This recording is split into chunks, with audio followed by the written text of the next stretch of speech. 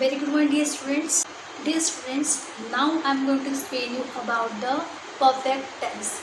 In perfect tense, we will study about the present perfect, past perfect and future perfect.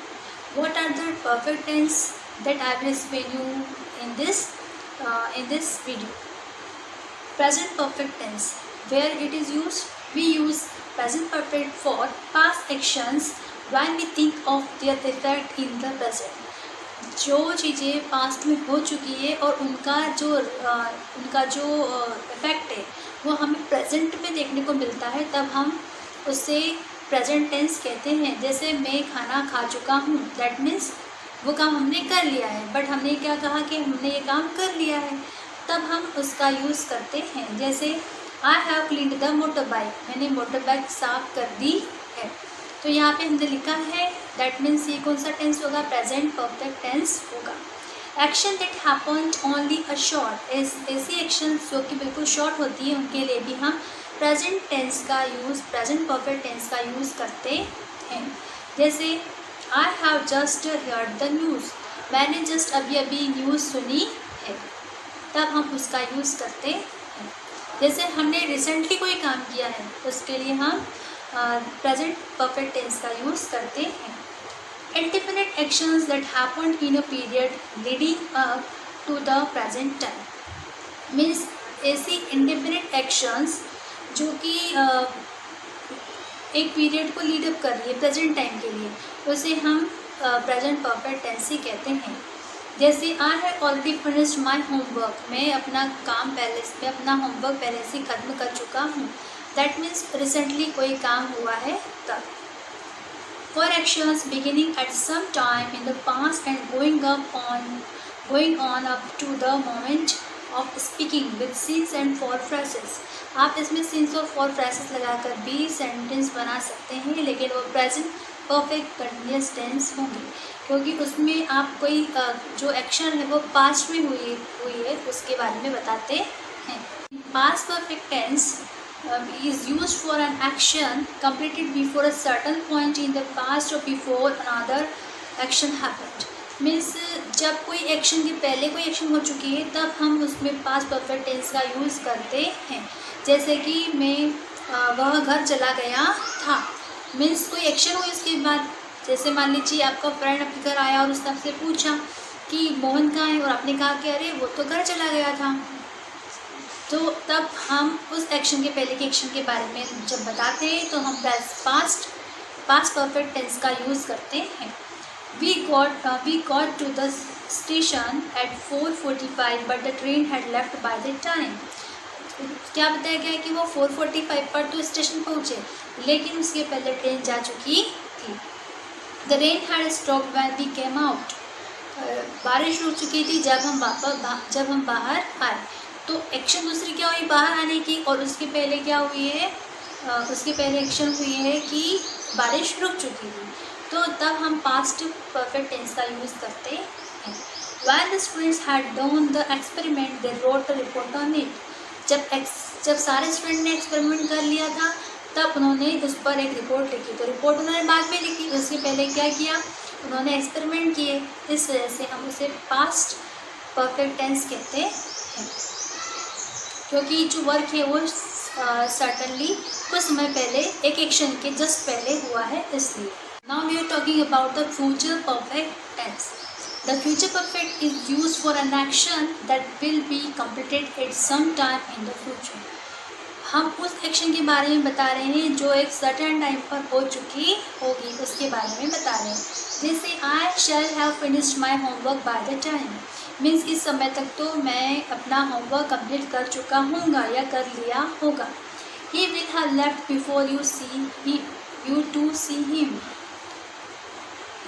He will have left before you to see him, means तुम जब उससे मिलने जाओगे तो उससे पहले ही वो जा चुका होगा.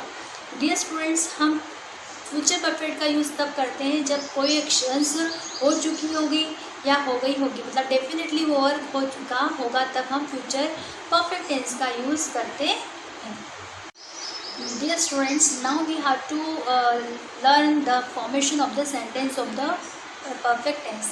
Like present perfect tense, past perfect tense and future perfect tense. अब हम इनके सेंटेंस फॉर्मेशन सीखेंगे। तो डियर स्टूडेंट, इन तीनों टेंस जो होते हैं, इन तीनों टेंसेस के फॉर्मेशन में हमें एक ही फॉर्मूला लगाना होता है। पहले subject, then helping verb, then main verb, third form, then object. Verb की थर्ड फॉर्म ही लगाई जाएगी, चाहे आप प्रेजेंट परफेक्ट बना रहे हो, पास्ट परफेक्ट बना रहे हो या फ्यूचर परफेक्ट टेंस बना रहे हों। अब डियर स्टूडेंट, सबसे पहले in present perfect tense you have to apply have and has. There are two helping verb, have and has. In past perfect tense there is had, helping verb only one, had, and in future perfect there are two helping verbs, shall have and will have. So first of all I am going to explain you about the present perfect tense. In present perfect tense we have to apply have and has, two helping verb, and have would be applied with I and they, you, we and plural number, and has would be applied with he, she, it, anonym and singular number. Same as in example, I have cleaned my clothes. यहाँ पे मैंने क्या लगाया subject में I, then have, फिर verb का third form cleaned my clothes। जब आप इसको नेगेटिव में कन्वर्ट करेंगे तो आप लिखेंगे I have not cleaned my clothes। Interrogative बनाते समय आप लिखेंगे have I cleaned my clothes, और इंट्रोगेटिव नेगेटिव में लिखेंगे have I not cleaned my clothes या फिर haven't I cleaned my clothes. Dear students, as I told you that जब भी आप इंट्रोगेटिव बनाते हैं तो आपको हेल्पिंग वर्ब को सब्जेक्ट के पहले लगाना होता है।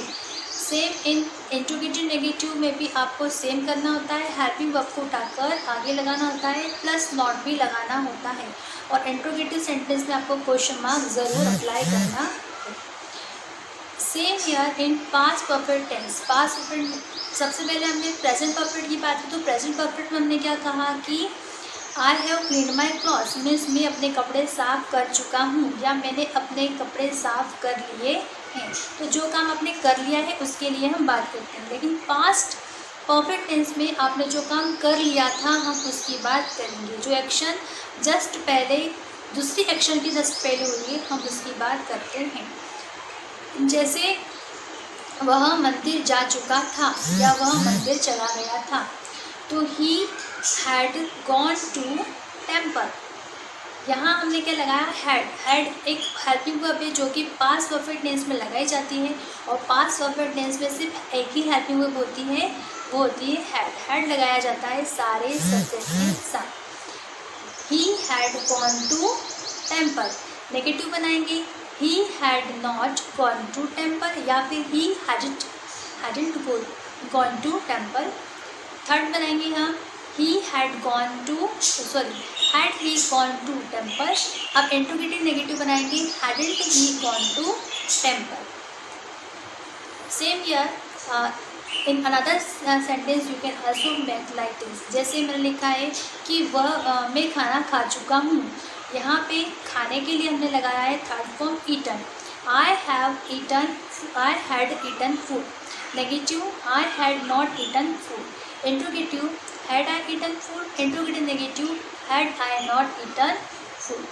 Same here, and whenever you are making a sentence with future perfect tense में हम क्या लिखेंगे कि हमने कोई काम कर लिया होगा या ऐसा हो चुका होगा, तो उसमें भी सेम क्या लगाना है आपको, सेम फॉर्मूला लगाना है। सेंटेंस फॉर्मेशन सेम होगा, सिर्फ डिफरेंट होगी helping verb.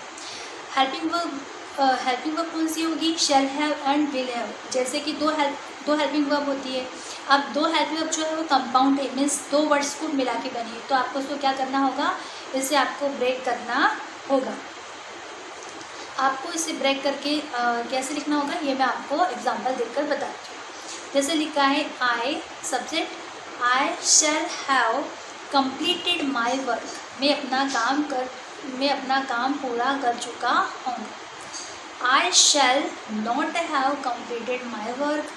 Shell I have completed my work.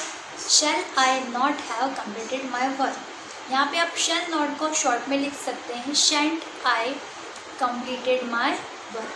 तो डियर स्टूडेंट्स, ये थे सेंटेंस, ये एग्जांपल्स जो मैं आपको बता रही हूँ ये आप अपनी कॉपी में ज़रूर नोट डाउन करें ताकि आपको आगे कोई प्रॉब्लम्स ना हो और आप सेंटेंस फॉर्मेशन अच्छे से सीख जाएं।